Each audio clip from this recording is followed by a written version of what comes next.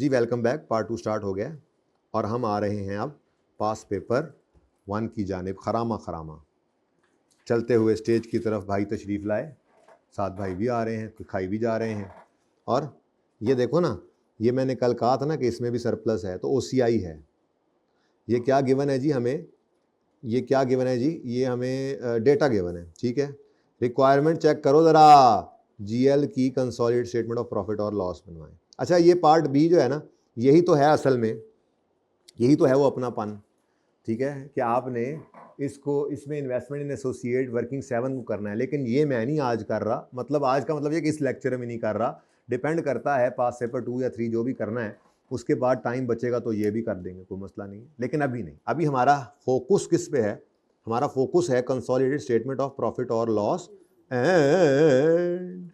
तो वो जिन्होंने नहीं, जिसने कल लेक्चर नहीं लिया एक स्टूडेंट ने, उसको यहाँ जाके थोड़ा सा मसला आएगा। बाकी एडजस्टमेंट कोई भी नई नज़र नहीं आएगी, ठीक है। एडजस्टमेंट नई है ही नहीं कंसोलिडेशन के एडजस्ट, यानी फाइनल अकाउंट्स में ज़्यादा मार्जिन है आई कैप के पास, एग्जामिनर के पास, लेकिन यहाँ पे इतना मार्जिन नहीं है, यहाँ पे मार्जिन ज़रा कम है, ठीक है। अब कम रह गया आपके लिए, खुल के खाओ, ऐसे ऐसे पढ़ो, ध्यान से खाओ, बेशक जो मर्जी करते हो, लेकिन पढ़ाई पे ध्यान दो। अच्छा जी, अब ये तो दिमाग में आ गया कि वर्किंग नंबर सॉरी, दिमाग में आ गया कि इनकम स्टेटमेंट बनानी है। तो वो जो हमने किया था ये वाला, ये काम अब करना है, ठीक है, ये काम करना है। तो इसका मतलब जैसे ही आप, अभी सवाल पढ़ाता हूं आपको, PNL भी नजर आ रहा है और उसके बाद पैट नजर आएगा, नहीं आएगा तो निकालेंगे हम वहीं पे, फेस पे ही निकाल देंगे, और उसके बाद OCI भी नजर आ रहा है। तो आपको वर्किंग 5, 5.1, 5.2, 5.3 का पहले डिब्बे खोल के रख लेने हैं। फिर आपने क्या करना है, P प्लस एस कल की तरह से।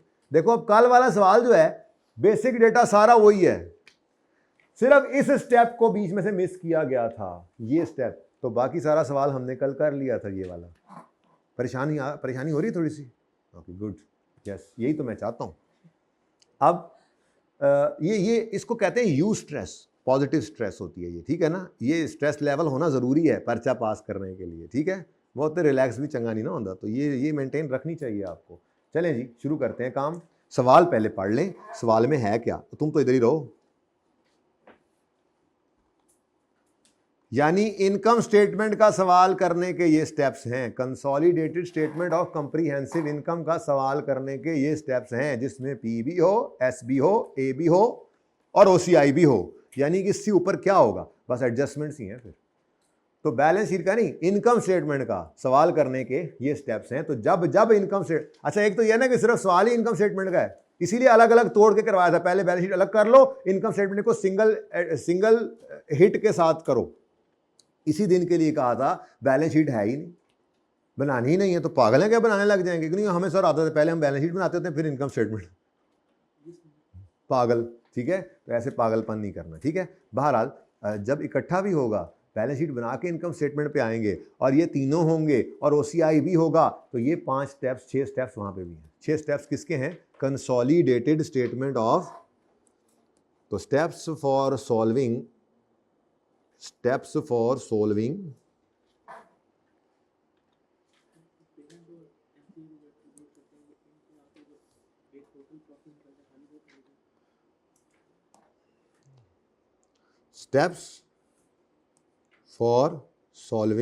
अभी मेरे पास सजेशंस लेने का टाइम नहीं है।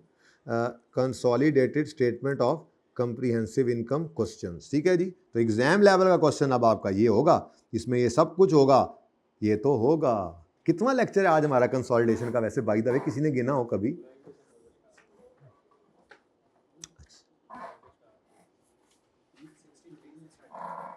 नहीं, गिनती करके बताया करो। क्या मैं 63 में सब माइनस करना शुरू कर दूं बेशर्मो? तो अब आप इस काबिल हुए हैं, इसीलिए मैं कह रहा हूं अब बस करें इसको अब प्रैक्टिस को। 17 लेक्चर्स हैं आज, 17वां लेक्चर है। तो समझो आज का दिन भी इसी पे ही है, तो फिर उसके बाद हम इसको कल का दिन भी, और फिर परसों से हम इसको पार्ट बी में करना शुरू कर देंगे, क्योंकि अब इसमें कुछ बचा नहीं है, लेकिन बड़ी मेहनत की है आपने। तो कुछ चीज़ें हैं, पार्ट बी चलेगा। अब ऐसा करें ना, आप क्या कहते हैं, जो 3-4 फरवरी को आ रहा है ना संडे, उस तक के 2 से 3 2.25 से 3.25 की जो विंडो है उसको आप मेरे लिए बुक कर दें, ठीक है? हाँ बस 4 बजे तक नहीं, असर 3:45 होती है। अच्छा जी, शुरू करें काम, सवाल भी पढ़ लो। Following balances are extracted from records of Sunehri limited, silver ते ब्रोंज। ब्रोंज किसे कहते हैं? ये 3 आ गई। अच्छा जी, पहले पढ़ लेते हैं सवाल करते हुए। वैसे आपस की बात है, पढ़ते हुए भी शर्म आनी चाहिए आपको कि आपने ये छोड़ दिया तो। चलो चलो, लेकिन एक मसला है, प्रॉफिट नहीं गिवन, इसलिए जरा पढ़ लें, ठीक है? तो क्या है जी given? Sales, cost of sales, operating expense, other income, finance cost, surplus arising on real surplus of PPE during the year. ये ओसीआई का आइटम है, ऐसे ही है।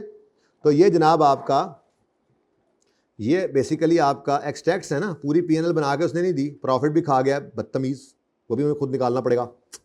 तो ये जनाब आपका पीएनएल का डेटा है और ये आपका ओसीआई का आइटम है, एक ही है, तो ओसीआई का डेटा ये पड़ा है, ठीक है?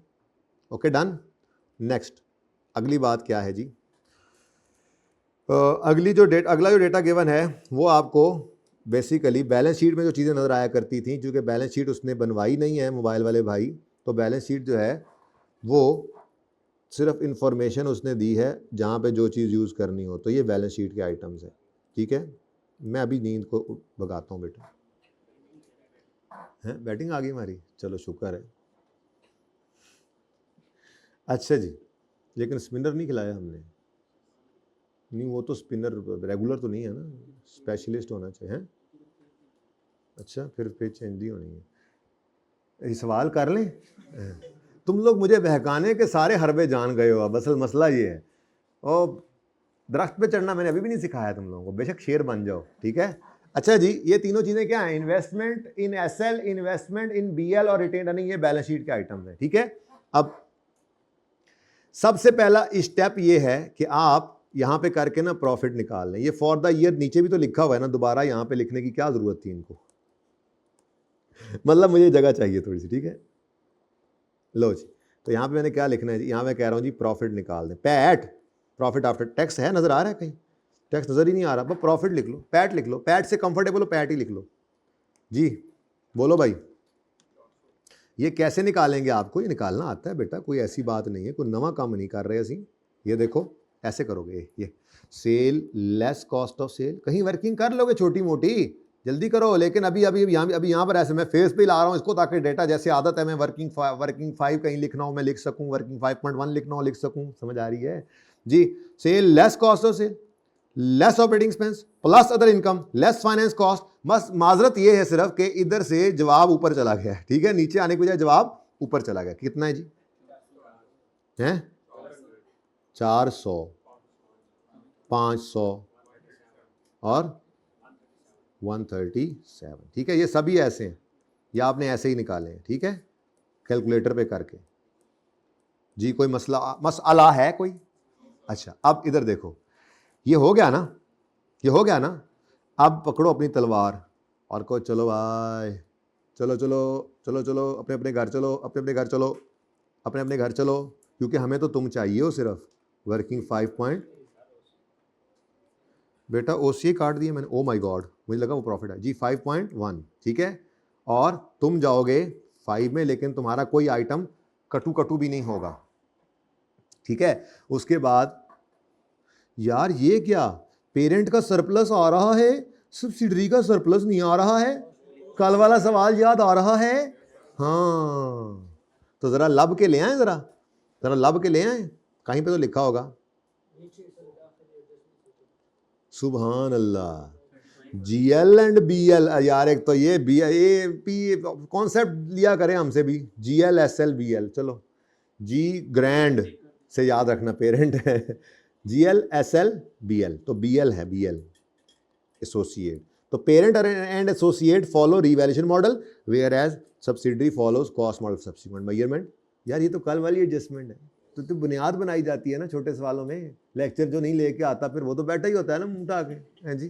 तो if SL had adopted revaluation model, SL would have recorded revalue surplus of 35 million for the year. तो मैंने कहा था पॉलिसियां तो बेटा वालिद की चलेंगी, अपनी पॉलिसियां ना चलाने की कोशिश करना, ठीक है? मुनासिब भी नहीं है और सही भी नहीं होती आपकी, ठीक है। तो मैंने पहले ही आपको कहा है भाई बड़े हमेशा ऊपर रहते हैं, ठीक है ना। अच्छा जी, तो 35 मिलियन भी यहाँ पर ले आओ, ये कल की तरह से 35। सवाल में ही मैंने ये सारी गड़बर्ड्स कर ली हैं, गड़बर्ड्स, ठीक है। ये कहाँ जाएंगे, ये हमारे दोस्त जाएंगे वर्किंग 5.2 में। बेटा आपको क्या पता 5.2 क्या होता जी, और वर्किंग 5.3, ठीक है। लो जी, इनकम स्टेटमेंट ये हो गई। अच्छा, उसके बाद बैलेंस शीट का सवाल करना हो अगर, तो उसमें सिर्फ आपको क्या चाहिए होती थी, आरी। पता नहीं अब इसकी ज़रूरत है मुझे या नहीं है, असल में शायद इसकी ज़रूरत मुझे वो पार्ट बी के लिए है, पार्ट बी के लिए। पार्ट बी सवाल का क्या है, कहता है इन्वेस्टमेंट इन एसोसिएट निकालो, तो एक ही रिटेन अर्निंग तो मुझे उसके लिए चाहिए, उसके अलावा इनकम स्टेटमेंट के अंदर तो आरी नहीं आती हैं, तो इसलिए मुझे फ़िलहाल ज़रूरत नहीं है। लेकिन चूंकि आप वो कहोगे नहीं सर पहले आप बैलेंस शीट का सवाल करें, भाई मैं कर ही नहीं रहा ना, बैलेंस शीट का सवाल आज करना ही नहीं है, मेरा सवाल ही सिर्फ कितना है। तो ये देखें जी, इन्वेस्टमेंट इन एसएल नज़र आ रही है, वर्किंग 1 में जाएगी, ये वर्किंग 1 मेरे लिए लाजिम है, ठीक है। इन्वेस्टमेंट इन बीएल मुझे फ़िलहाल ज़रूरत नहीं है, रिटेन्ड अर्निंग्स मुझे ज़रूरत किसी की भी नहीं है, शायद इसकी ज़रूरत पड़ जाए क्लोजिंग माइनस प्री करते हुए ये, लेकिन ये भी वर्किंग 2 में आती हैं। ये फ़िलहाल मैंने काटा है, खुदा के लिए आप ना काट दीजिएगा, पार्ट बी भी है। पार्ट ए के लिए मुझे सिर्फ क्या चाहिए है, इन्वेस्टमेंट इन एस, क्योंकि वर्किंग 1 में आपको कहा था वो एक ऐसी हकीकत है जो हमेशा रहेगी आपके साथ, क्योंकि उससे पीएनएल का सवाल भी है तो नेगेटिव गुडविल भी आ सकती है और पॉजिटिव गुडविल आकर इंपेयरमेंट भी आ सकती है, ठीक है। लो जी, सवाल को ज़रा देख लें यार, सवाल पढ़ते पढ़ते इतनी देर हो गई है, तो करते करते क्या होगा। Detail of GLs investments are as follows. Year end क्या है हमारा, नीचे से देखना पड़ेगा, ईयर एंड क्या है हमारा 30 जून 19, ठीक है। तो 1 जुलाई 18 से 30 जून 19 ज़रा मैं लिख लेता होता हूँ ताकि कोई मुगालता ना लगे, मुगालता ता। अच्छा जी, अच्छा ऐसा भी हो सकता है, छोड़ो अभी नहीं हो रहा। 1 जनवरी 17 कब आ रहा है, सुबहान अल्लाह, एसोसिएट है ना, 35% वाला एसोसिएट है, तो 1 जनवरी 17 कहाँ आ रहा है, तो यहाँ कहीं आ रहा होगा, यहाँ भी नहीं, पता नहीं यहाँ कहीं आ रहा होगा, मतलब हमारे साल में तो नहीं है ना, तो ड्यूरिंग द ईयर एक्विजिशन नहीं है, ठीक है। और 1 जुलाई 18 सुबहान अल्लाह, यानी mid of the year during the year acquisition वाली लड़ाई इस सवाल में नहीं है, पता लग गया। और तो और रिटेन्ड अर्निंग भी बता रहा है। अब मुझे ये क्या है, ये प्री आ रही हैं, ये क्या है, प्री आ रही। अब शेयर कैपिटल की ज़रूरत पड़े तो शायद डिविडेंड के लिए पड़े, फ़िलहाल तो कोई ज़रूरत नहीं है। और इधर देखो ज़रा, मुझे इसकी भी फ़िलहाल ज़रूरत कोई नहीं है। ये मैं पार्ट बी के लिए, ये जो ब्लैक काटने लगा रहा हूँ ना, ब्लैक कांटे, ये ब्लैक कांटे मैं कल मिटा दूंगा, आप नहीं लगाने, ठीक है। ऊपर वाला, ओ सॉरी, मुझे वही तो काटना है, वो एसोसिएट वाला काट देना है। हाँ, सब्सिडरी की प्री आ रही तो आपको पता है ना वर्किंग 1 में आती हैं, तो वर्किंग 1 तो हम बना रहे हैं, और शेयर कैपिटल भी मुझे चाहिए इसका, ठीक है। हाँ, तो वो वर्किंग 1 में जो कुछ आता है वो ज़हन में ले आओ, अभी रीवैल्यूएशन आएगी तो वो भी आएगी, ठीक है। चले, तो ये तो सिर्फ आपको ऐसे ही लेंथी लग रहा है सवाल, देखो इसमें तो आपकी सहूलतें थी, ये 5% आप निकाल रहे होते थे, ये फिगर्स आप निकाल रहे होते थे, उसने कहा ये लो सब फीसें पड़ी हैं, सवाल आगे पढ़ो। Cost of investment in SL includes, सुभान अल्लाह, सारे बोलो सुभान अल्लाह, वर्किंग 1 के अंदर इन्वेस्टमेंट इन एस आएगी ना, उसमें कुछ गलत है, कब से सीखा हुआ, 2-4 बार ट्राई भी किया, आ गया पास पेपर में, नंबर चेक करो 20 नंबर का है, ये ना समझो कि आजकल ऐसे सवाल आते हैं, आगे देखते जाओ, और ये 18 से 20 नंबर का सवाल होता है। और एडजस्टमेंट चेक करो, कोई इंशाल्लाह एक भी एडजस्टमेंट ऐसी नहीं होगी जो आपके इस रडार से बाहर निकल सके। पास पेपर तो आपके सामने ही है ना, पास पेपर ही है अल्टीमेट, ठीक है। Following consideration relating to acquisition of SL shares, अब ये भी एसएल को ही पिटाई कर रहा है, यानी वर्किंग 1 में हमारी सारी पिटाई ये चलनी है, लेकिन ये वर्किंग 1 में, ओहो हो, सुभान अल्लाह, स्टिल अनरिकॉर्डेड, भूलना मत, वो कह रहा है still unrecorded. Issuance of 175 issuance हो गई है, और कैश पेमेंट, ठीक है, आफ्टर, इसका मतलब ये क्या पड़ा है, ये क्या पड़ा है, ये फिर कैश पे कर दिया होगा ना उसने, तभी रिकॉर्ड। तो एज पर क्वेश्चन 1400 गिवन है, शेयर्स इशू करने का वादा किया, कर दिए हैं, कर दिए हैं, कल वादा था, वो भी बड़ा अच्छा था कल वाला सवाल, कर दिए हैं। तो investment debit, share capital, share premium credit और 1000 रुपया, ये तो एडजस्टमेंट भी यहीं से उठाकर आपको उन क्वेश्चंस में डाल के दी गई थी, तोड़ तोड़ के, ये वही फिगर है, और फरमाएं तो ठीक है। तो यहां पर आसानी कर दी, उल्टा उन्होंने कहा 175 मिलियन शेयर्स अपने इशू किए हैं और 1000 रुपए देने हैं। अब कहीं ना कहीं आपको डिस्काउंट रेट मिलेगा, 3 साल के हिसाब से प्रेजेंट वैल्यू निकालेंगे और investment debit, payable credit. Balance sheet बनानी कोई नहीं, इसलिए बस दिमाग में पेएबल क्रेडिट कर देना, लेकिन पीएनएल बना रहे हैं तो फिर साल का एंड भी आएगा, इंटरेस्ट भी आएगा और वर्किंग वन में फिर जाएगा। वर्किंग वन में बोलो ना, वर्किंग वन में वो सीआरई डेबिट है वो, हाँ वर्किंग वन में नहीं जाएगा, लेकिन सीआरई नहीं बना रहे हम, तो हम फाइनेंस कॉस्ट में लिख लेंगे। वो आ रही थी ना नज़र सारी बातें, ये सारी एडजस्टमेंट्स में कोई ऐसी चीज़ें जो कल वाली क्लास में शक्ल ना बनाएं आप, ठीक है, शक्ल जहाँ बनानी वहाँ बताऊंगा। अच्छा, on the date of acquisition market price of shares of GL and SL were 20 and 17। मुझे एसएल के शेयर्स की इस दिन की वैल्यू, अनलेस हाँ एनसीआई के लिए तो एसएल के शेयर्स देखेंगे फिर जरूरत, फिलहाल तो मुझे किसकी जरूरत है, ये इन्वेस्टमेंट इन एस के लिए, और डिस्काउंट रेट 12% है, तो ये अब ये एडजस्टमेंट है। और कितने नंबर होंगे इसके खुद सोचो, लेकिन आपके सामने नहीं ठहर पाएगी ये। अभी ये सीधे सवाल हैं, अभी आगे जलेबी वाले सवाल सीधे सीधे जलेबी की तरह भी शुरू होंगे, लेकिन उनमें भी कॉन्सेप्ट नहीं बदलना, वो यही करेगा, ये होना था उसने जी ये कर दिया है, तो वो करेक्शन ऑफ एरर जो है आपका फेवरेट टॉपिक जो है वो टेस्ट करता है, यहाँ पे काफ़ी आप देख ही रहे हैं, ठीक है। लो जी आगे देखो, at the date of acquisition of SL carrying value of net assets were equal to fair value except, सुभान अल्लाह, यानी ये एडजस्टमेंट्स हैं रेगुलर जो आती हैं और यही हैं। एसएल के शेयर्स, वही वर्किंग वन की लड़ाई चल रही है, and an internally developed software, internally developed software है इसलिए बुक वैल्यू हो भी सकती है, जिसकी फेयर वैल्यू 150 थी, कॉस्ट ऑफ 120 इनकर हो चुकी थी, जो कि एक्सपेंस आउट की है, सिंस ये मीट नहीं कर रही थी क्राइटेरिया, तो इसका बुक वैल्यू जीरो है, बुक वैल्यू जीरो है, ठीक है। और हमारे लिए तो वो हम फेयर वैल्यू एडजस्टमेंट करेंगे, इतनी आसान एडजस्टमेंट। और यार ये कहाँ से आ गया, चलो अभी ना ये मसला क्या है पता है, मसला ये है कि IAS 37 में इसको पढ़ना है, तो इसलिए मैं ना ये बताऊंगा कि इसको जुगाड़ करेंगे थोड़ा सा फ़िलहाल, ठीक है, लेकिन कोई मसला नहीं है, उम्मीद है थोड़ी सी समझा भी दूंगा। कंटिंजेंट लायबिलिटी इतना ही बताऊंगा कि 2 तरह की लायबिलिटीज़ होती हैं, 3 तरह की बल्कि होती हैं, मतलब लायबिलिटी ये नहीं है, contingent liability is not a liability, basically मैं ये कहना चाह रहा हूँ अभी आपका जो लेवल 37 पढ़ने से पहले। ये क्या है, हम सिर्फ लिख के बताते हैं कि अगर ऐसा हुआ तो ये लायबिलिटी बन सकती है, इसलिए ये सिर्फ डिस्क्लोज हुई होती है।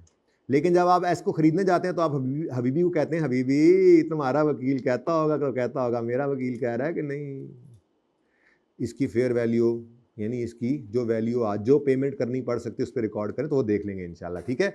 तो अभी थोड़ा जुगाड़ सिर्फ इतना करना पड़ेगा कि मैंने जो कहना है ना कंटिंजेंट लायबिलिटी ये होती है, तो वो आपको मानना पड़ेगा, बस ये मैं माजरत के साथ, क्योंकि इसके फ़ौरन बाद जमाई वाले भाई, इसके फ़ौरन बाद ना मैंने आपको IAS 37 शुरू करना है, तो पहले ही दिन आपको इंशाल्लाह ये समझ आ जाएगी बात, नहीं तो मैक्सिमम दूसरे दिन के हाफ लेक्चर तक। लेकिन अभी क्या करें, सवाल छोड़ दें, सवाल थोड़े छोड़ के जाएंगे, अभी जुगाड़ करेंगे। याद नहीं है पास पेपर 8 या 10 के अंदर गुडविल निकलवा दी थी जब IAS 38 का सवाल कर रहे थे, और बाद में फिर आपने वो होमवर्क के अंदर जाकर किया, फिर मैंने लेक्चर भी भेजा था आपको, वो वर्किंग वन से नहीं बल्कि जुगाड़ से किया था, तो जुगाड़ ने पूरा समझा दिया था एप्पल वाले सवाल में, लेकिन वर्किंग वन थी। जब उस पर पहुंच गए आप तो अब आपका लेवल और है, तो माजरत ना सारे टॉपिक वो पहले करेंगे तो इसकी कोई चीज़ वहाँ पे आ रही होगी, ठीक है। तो कोई नहीं, बहुत आसान एडजस्टमेंट है, मैं कर लूँगा इसको टैकल। बोलो करो। Intercompany sales at cost plus 15 were made during the year. ये एसएल कौन है, एसएल S2P और P2 और S2A होता तो यहां होता ही ना, हमें उनसे क्या, बारों बार काम हो रहे हैं, ठीक है। अच्छा ओके जी, तो यार ये क्या आसान सवाल है, सिर्फ एक बात वो भी इसलिए मुश्किल है कि अभी वो टॉपिक आपने पढ़ा नहीं है, वरना वो भी कोई मुश्किल नहीं है, ये पास पेपर का हाल है आपके सामने। तो ऐसे नहीं बेटा, 17वां दिन है, 17 दिन आपने लगाया हुआ है अगर एक चीज़ पर, और वो तब भी नहीं आई है तो फिर निकल जाए जंगलों में। पढ़ने के लिए हाँ वैसे बस जब ऑफ करें तो निकल जाना बेशक जंगलों में। अच्छा जी, ये सेल की फिगर है और ये अनसोल्ड है और उसका प्रॉफिट निकालेंगे। अब आगे पढ़ो। ऑन 1 जनवरी 19, ये साल के दरमियान में लग रही है बात। मेरा साल किधर गया, मैंने कहाँ लिखा था, ये मिल ही नहीं रहा जी। क्या कह रहा है जी, किस दिन लोन दिया है? 1 जनवरी साल के एन दरमियान। एस नहीं, जीएल कौन है? Parent. P granted a loan of इतने मिलियन टू एस और ए। माशाअल्लाह, एसोसिएट बड़े लोन देते हैं, बड़ा फराग दिल है पेरेंट। और इंटरेस्ट रेट पर एनम है। अब इनकम स्टेटमेंट बना रहे हैं, रिसीवेबल पेबल को दफा कराओ, ठीक है। होगा मसला आपस की इनकम एक्सपेंस का। समझ आ रही है? बातें सारी की हुई हैं, बस सवाल का हुजम देख के आप परेशान हो जाते हैं, तो वो परेशानी नहीं है। इसीलिए तो पास पेपर के ऊपर हालांकि करवाने की ज़रूरत नहीं है, ये सिर्फ आपको होमवर्क दिए जा सकते हैं, लेकिन क्यों करवाऊंगा होमवर्क दे देकर, रोज़ाना एक्स्ट्रा क्यों बुलाऊंगा, पौना घंटा 1 घंटा, ताकि आपको कॉन्फिडेंस आ जाए थोड़ा सा, ठीक है। कॉन्फिडेंस की सारी गेम है बेटा, क्योंकि एडजस्टमेंट्स तो बाहर है नहीं। अब आपने पढ़ी एडजस्टमेंट्स 7 आप पहले ही पढ़ गए हो, इसका ट्रीटमेंट भी बल्कि कर गए, इसको टिक ही कर देता हूँ मैं, इसका और कोई ट्रीटमेंट नहीं है, बस कर दिया मैंने सवाल को उस हिसाब से एडजस्ट कि मेरा काम हो गया, ठीक है। चलो जी, एनसीआई को किस पे रखते हैं? अच्छा सही सही, शुक्र है यार आपने क्रॉस नहीं करवाया। तो एनसीआई की फेयर वैल्यू भी यही होगी, ठीक है। जीएल के एसएल के शेयर की, क्योंकि हमने कितने का एक शेयर खरीदा वो तो उसने यहाँ बता दिया था, 1400 रुपये इन्वेस्टमेंट कैश में है, फिर कुछ शेयर्स भी दिए हैं, फिर पता नहीं हमने तो क्या कुछ पे करके खरीदा। तो हमारा शेयर शायद महंगा भी पड़ रहा हो हमें, वो नहीं देखना आपने, क्योंकि कंट्रोल हम खरीदने गए हैं ना, ठीक है। लेकिन एस के शेयर की मार्केट में जो प्राइस है एनसीआई के लिए वही यूज़ करते होते हैं। तो कोई नई चीज़ है तो बताओ, नहीं है तो फिर शुरू करते हैं सवाल। अब मुझे चाहिए एक मेन अपना काम और उसके बाद वर्किंग 5.1, 5.2, 5.3, ठीक है। तो 1 भी करेंगे। 1 तो लाजिम है ना, लाजिम है कि हम 1 को देखेंगे, क्योंकि अगर वो इतनी एडजस्टमेंट्स थी, अब कोई बच्चे धोखा खा जाते हैं, कहते हैं वर्किंग 1 तो करनी नहीं, बैलेंस शीट की है, ये एडजस्टमेंट सारी इग्नोर करनी है, ऐसा नहीं है, वर्किंग 1 लाजिम ही है, ठीक है। तो वर्किंग 1 भी करेंगे इंशाल्लाह। चलो शुरू करते हैं सवाल। ओके, क्या नाम है? जीएल ग्रुप, आज नाम जीएल ग्रुप है। क्वेश्चन नंबर बताओ, पास पेपर का क्वेश्चन नंबर 1 है, पेज नंबर 250 है, ठीक है जी। तो जीएल ग्रुप है, इन्होंने ग्रुप लिखने की नाकाम कोशिश की, कामयाब हो जाएगी, दोबारा कोशिश जारी रखनी चाहिए। मैं जरा हेलमेट सेट कर, टेस्ट शुरू हो रहा है ना, बाउंसर ना लगे। Consolidated statement of comprehensive income for the year ended 30 जून 2018 19। अच्छा 18 में शुरू होता है, 19। अच्छा बच्चों, अब इधर देखो, ये है मेरी स्टेटमेंट ऑफ कंप्रीहेंसिव इनकम, जिसमें पीएनएल भी होगा और ओसीआई भी होगा। तो इतनी जगह तो इसके लिए छोड़ देना, विद एडजस्टमेंट्स आना है। लेकिन अगला मसला भी है ना, इसकी एट्रीब्यूशन भी लेंथी हो जाती है, तो ये तकरीबन ना इतनी जगह मैं छोड़ रहा हूँ आज, ठीक है। ओके, आपने कल देखा ही था एट्रीब्यूशन, आपने कहाँ देखा था, लेकिन आपने कल देखा ही था कि एट्रीब्यूशन में काफ़ी वो, आपने पहले पैट को एट्रीब्यूट किया था, फिर टीसीआई को किया था, तो वो यहाँ से निकाल के यहाँ पे एट्रीब्यूट करेंगे, इसकी जगह मैंने छोड़ दी है, ठीक है। अगली चीज़ क्या है जी? अगली चीज़ है थोड़ी सी, यार कंजूसी कारी लेते हैं वैसे,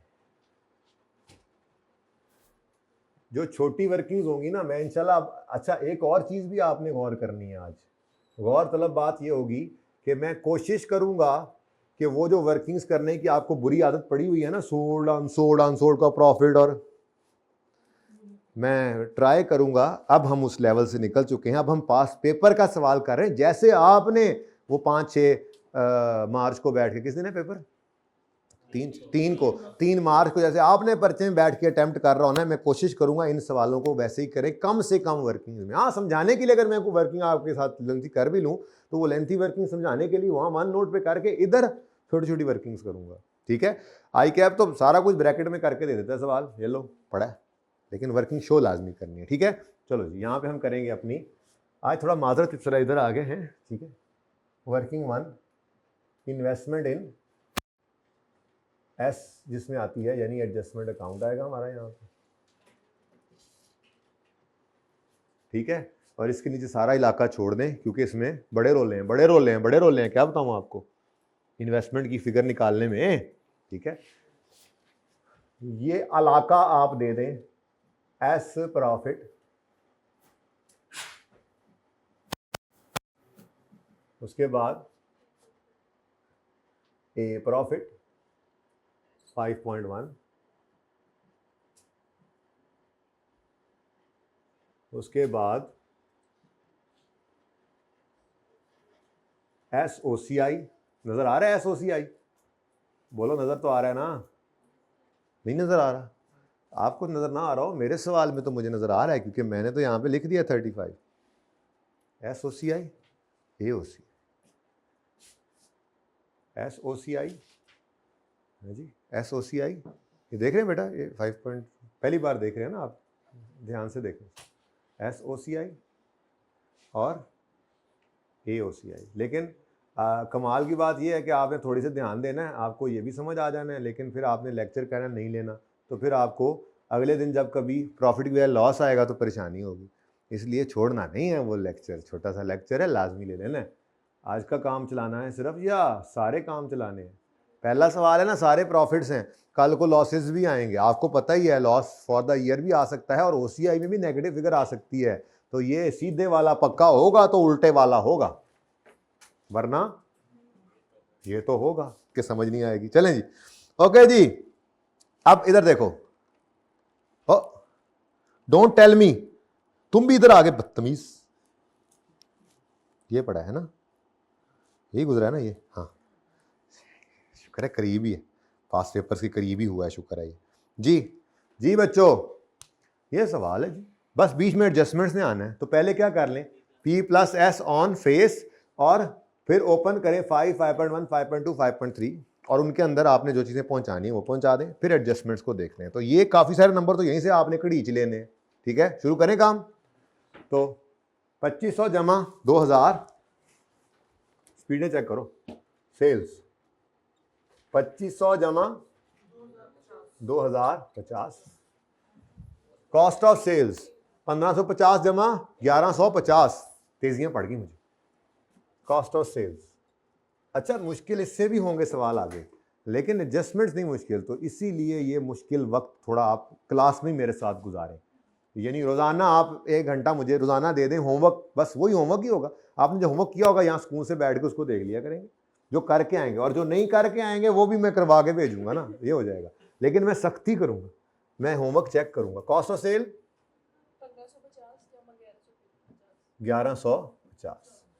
एजाज भाई, जिस दिन हमने एक्स्ट्रा क्लास रिकॉर्ड की और उसका लिंक मैंने कहा भेजना है और वो ना आपने भेजा, तो फिर कुछ आपकी सजा हम मिल के सोचेंगे, ठीक है? मैं क्यों चाय पिलाऊंगा, ये खड़े होके जो है ना सारी रिकॉर्डिंग करेंगे, अभी बैठे होते हैं ना भाई, मैंने तो बच्चों का भला करने के लिए, आइंदा के लिए उन्हें सही करना है ना, ठीक है? हाँ, नहीं बैठे, तो जायज़ नहीं है, मुफ्ती साहब से किसी से पूछ लेना, किसी की जेब पे ऐसे बोझ डालना, ठीक है ना?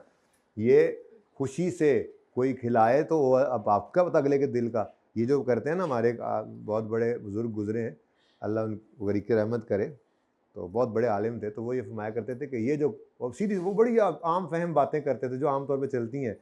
किसी का जनाब नौकरी लगी, कहते हैं आप भाई खाना खिला, अरे भाई खाना खिला, भाई पता नहीं पूछो जायज़ भी है कि नहीं, तीबे नफ्स अगले का है या नहीं है, तो ऐसा नहीं करना, उसको कुछ ना कहें, मुझे कहिएगा, मैं कर लूँगा ये काम, ठीक है जी। कॉस्ट ऑफ सेल के बाद ऑपरेटिंग एक्सपेंसेस 810 जमा 520, ऑपरेटिंग एक्सपेंस। बहुत तेज़ी आज सवाल के अंदर देख रहे हैं आप, आज सर से उतार रहा हूँ सवाल में। 810 प्लस 52, अदर इनकम 350 जमा 180, ये जरा पेट्रोल बड़ा लग रहा है, दूसरा भी बता दो, फाइनेंस कॉस्ट भी इकट्ठे ही बता देना, ठीक है? अदर इनकम जमा 180 और फाइनेंस कॉस्ट 90 जमा 60। ओके, नाउ पीबीटी है कोई नहीं, तो यहाँ पे एक लाइन छोड़कर प्रॉफिट लिख लेते हैं, फिर जान छुड़ाएं, ठीक है? प्रॉफिट पैट ही है, ठीक है? उसके बाद OCI में रीवैल्यूएशन सरप्लस का चेंज आया करता है, ठीक है। तो यहां पर भी P प्लस,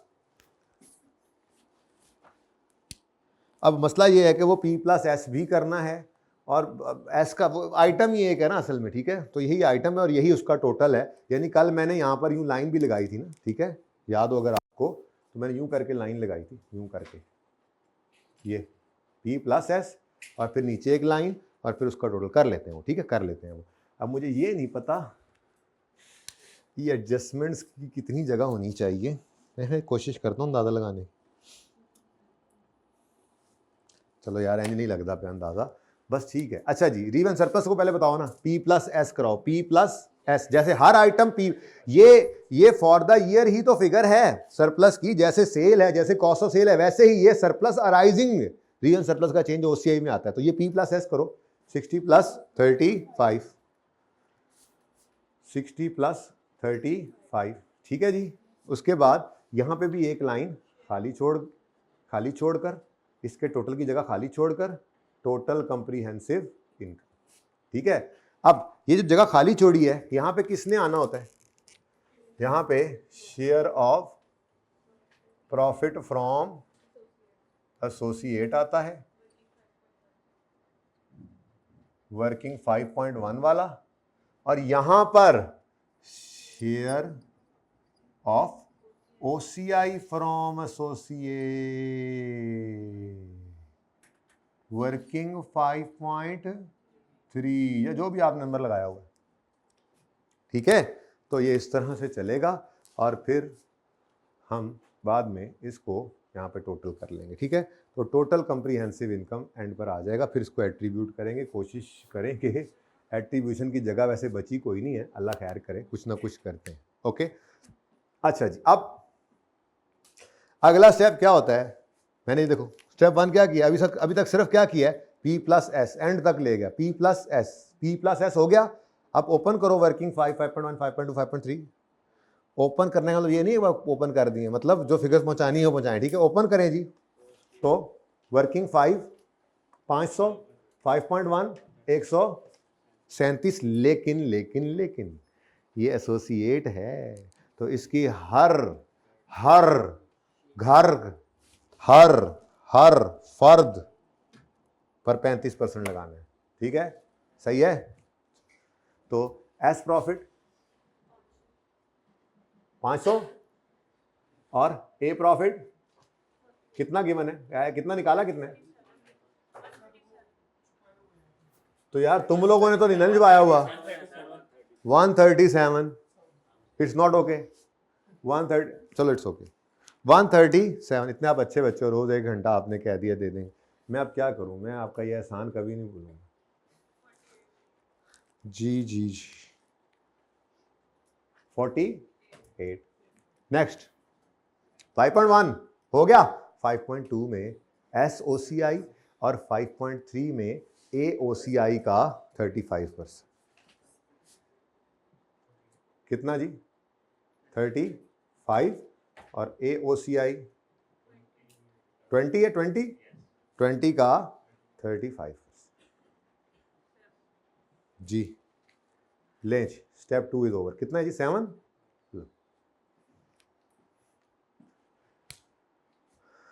अब मुझे सिर्फ एक एडिशनल चीज चाहिए यहां से, वो क्या है, इन्वेस्टमेंट इन एस, जो मैं यहां पे लिखूंगा, कितना है जी, ये सही नहीं है, अभी पता लग जाएगा, आपने नहीं लिखना, ठीक है। अच्छा, यहाँ से अब ये मैं लिखकर आगे मुझे इन्वेस्टमेंट इन ए चाहिए, वो तो वर्किंग 7 में आती है, मुझे पीएनएल में नहीं चाहिए, फिर रिटेन्ड अर्निंग्स किसी की भी मुझे पीएनएल में नहीं चाहिए, ठीक है। चलें आगे, आप पहली एडजस्टमेंट पे गए तो उसमें बताया कि ये तो हमने पहले ही पढ़ लिया था, ठीक है जी, पढ़ लिया था। एडजस्टमेंट 2 में आए तो कहता है cost of investment in SL, यानी इसमें ये पड़ा है 1400 में 20 पड़ा है, जो कि प्रोफेशनल फीस है। तो हमने कहा हो ये तो गड़बड़ हो गई, तो वर्किंग 1.1 करेंगे जी इसके लिए, ठीक है, ये सवाल आप पढ़ के शुरू करते होते हैं वैसे तो जी। तो इन्वेस्टमेंट वर्किंग 1.1 में हम निकालने जा रहे हैं जी आज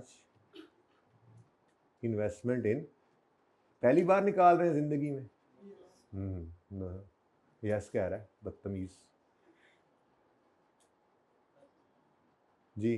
तो यहाँ पर एज पर क्वेश्चन लिख लें जी, कितना है जी 1400। इसमें एंट्रीज की जगह आज थोड़ी कर दें, एंट्रीज तो ज़बानी करने की कोशिश करनी है मैंने, दिल तो मेरा यही था। चले 1400 इसमें से लेस करें, एक्सपेंस लिख दें बस, ठीक है जो भी उसका नाम है। कितना 50 नहीं है 20 है, ओके। तो 1400 में से 20 माइनस करें, और अब ये जो आपका बचा है ये क्या है, ये कैश जो आप कहते होते थे ये ले लो। अब इस 20 की जर्नल एंट्री क्या की है आपने, आपने इन्वेस्टमेंट को क्रेडिट किया और एक्सपेंस डेबिट किया। ये एक्सपेंस ऑपरेटिंग एक्सपेंसेस में डेबिट कर दें, यानी बढ़ा लें कितने से। बस मैं ये चाह रहा था कि वो अगली एंट्री आप ना करें, या आपने पहले एडजस्टमेंट कर ली, अब मैं एंट्री कर रहा हूँ, ठीक है। अब मैं हूँ ना, अब मैं तो कर सकता हूँ ना एंट्री, ठीक है जी। तो आपने क्या किया, एक्सपेंस डेबिट और इन्वेस्टमेंट क्रेडिट, ठीक है जी 20 से। ये आपके लिए ज़ाहिर है पूरी उस्ताद शागिर्द में फ़र्क होता है ना, मेरा पर्चा तो पास है ना, मैंने तो फिर भी ऐसे बच्चे को भी देखना है जिसको नहीं समझ आ रही होगी अभी भी, हो सकता है कोई ऐसे हो अभी भी। नेक्स्ट, उसके बाद आगे वो कहता है, ओ एक मिनट ये तो मिटा दो, ये तो अभी से ही गड़बड़ हो गया है, लेकिन आगे भी गड़बड़्स मौजूद। गड़बड़ नंबर 2, गड़बड़ तो नहीं थी, अगर ये ना लिखा होता तो गड़बड़ तो कोई नहीं थी, लेकिन वो कहता है following considerations relating to acquisition of SL shares are still unrecorded. अभी तक क्या है, ये अनरिकॉर्डेड है, तो कोई बात नहीं रिकॉर्ड कर लेते हैं, ठीक है। पहला कहता है issuance of 175 million shares of GL. अभी तक देखो एक्विजिशन डेट पर एक जीएल का शेयर कितने का था, 20 का। अब इस 20 को मल्टीप्लाई करो 175 से, 3500 की एंट्री है इन्वेस्टमेंट डेबिट, और वो दो चीज़ें क्रेडिट जो हमने नहीं बना रही है, जो हम नहीं बना रहे, ठीक है। तो मैं कह रहा हूं पर्चे में आपने इसको यूं लिखना है, ठीक है। क्या है जी, शेयर्स ऑफ पेरेंट। इधर देखो वर्किंग यहां पे शो करो, कितने शेयर्स, और 1 और हर एक शेयर कितना, ये।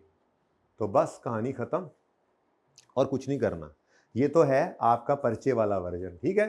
ज़बानी करना है बस, ये वर्किंग में कर तो रहे हो, इन्वेस्टमेंट डेबिट, और दूसरा क्रेडिट किधर करना है, शेयर कैपिटल या शेयर प्रीमियम में। वो बैलेंस शीट बना रहे होते तो हमें करना पड़ता है, अनरिकॉर्डेड है, लेकिन यहाँ पे करने की ज़रूरत, ये अब आपने एंट्री कर ली, आपने एंट्री लिखनी नहीं, बाद में पिक्चर बेशक ले लेना एंड पे सवाल की, उसमें बेशक ले लेना, ये लिखनी नहीं आपने अपने पास, मैं तो लिखूंगा, लिख लिया है जी। Investment debit, share capital credit और शेयर प्रीमियम क्रेडिट, ठीक है।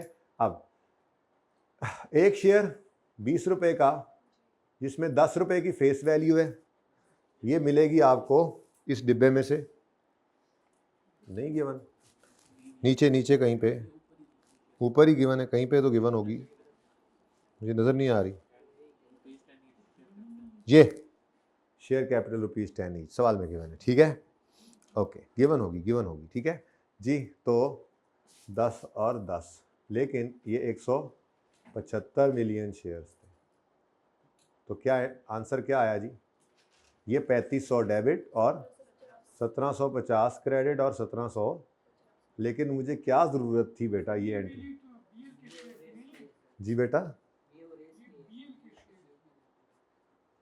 एक मिनट, किसकी, ये फेस वैल्यू नहीं, फेस वैल्यू तो बेटा शेयर कैपिटल 10 रुपये का ही होता है, ये हर एक का यही होता है, पाकिस्तान में यही होता है, कहीं एक इंडिकेशन मिल गई है, ठीक है। मैंने कहा कहीं इधर मसला हो गया, ये मसला तो नहीं है ना, ये तो 20 किसकी है, ये पेरेंट की शेयर, ठीक है। अच्छा फिर पाकिस्तान के अंदर सवाल खामोश भी होता है ना, 10 रुपये ही लेना था, ये पाकिस्तान के अंदर 10 रुपये ही, ठीक है, लेकिन वो लिखता है। अच्छा, share capital 10 each of investee. अच्छा नेक्स्ट जी, और कहता है एक और चीज़ भी अनरिकॉर्डेड है, कैश पेमेंट जो कि 3 साल बाद होनी है। अगर अभी हो गई होती तो वो भूलता भी ना, ठीक है। तो उसकी एंट्री हम किया करते हैं। अच्छा अब ये देखो, ये एंट्रीज मैं मिटाऊंगा अभी थोड़ी देर में, ठीक है। उसके बगैर आपने काम करना होता है, ठीक है। अच्छा अगली चीज़ क्या है जी? अगली चीज़ है इन्वेस्टमेंट डेबिट और डेफर्ड कंसिडरेशन पेएबल क्रेडिट। मुश्किल नाम, हम सिर्फ पेएबल कह देते थे, ठीक है ना। अब पर्चे वाला वर्जन, पर्चा वर्जन पेएबल, 1000 रुपया पे करेंगे, 12% है रेट। 3 साल के बाद तो प्रेजेंट वैल्यू आज कितनी है? 712। अब ये एंट्री होगी क्योंकि इसकी एंट्री क्या बनती है?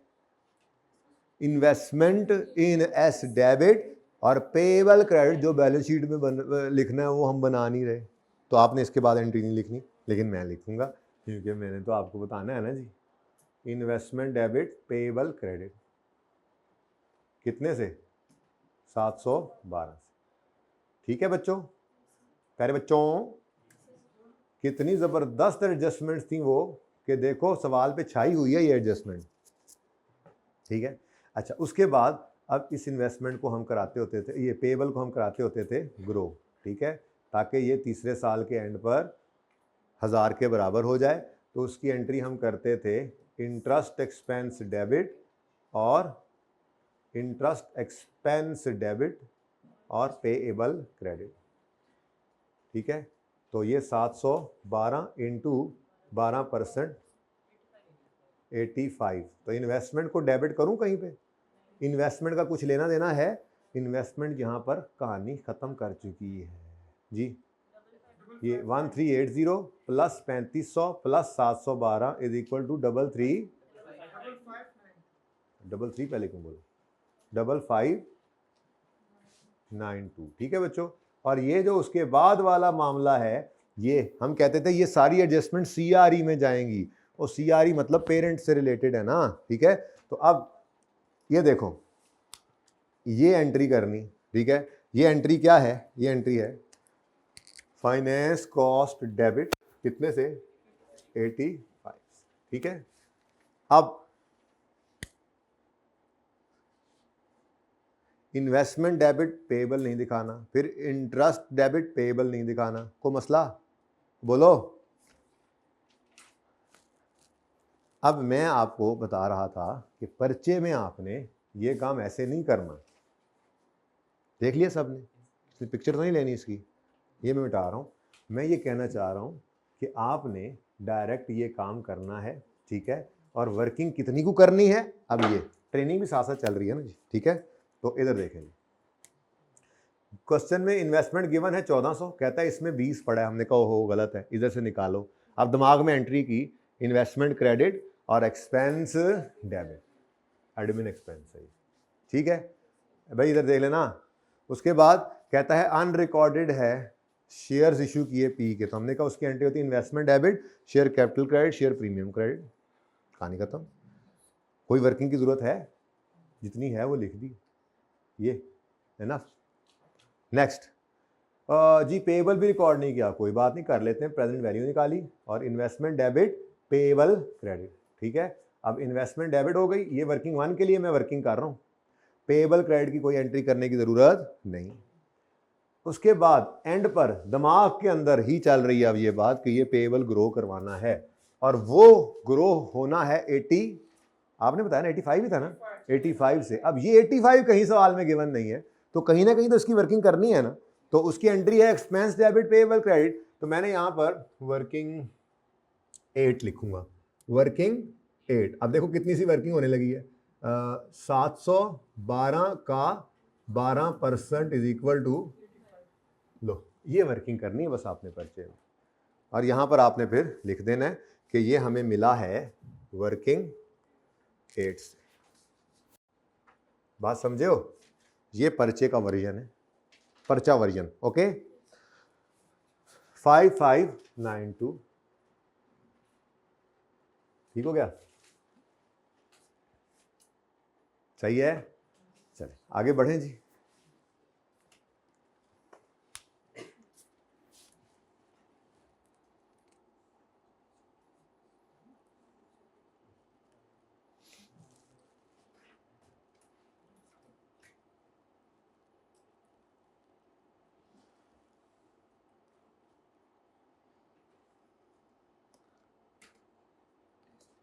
अच्छा जी,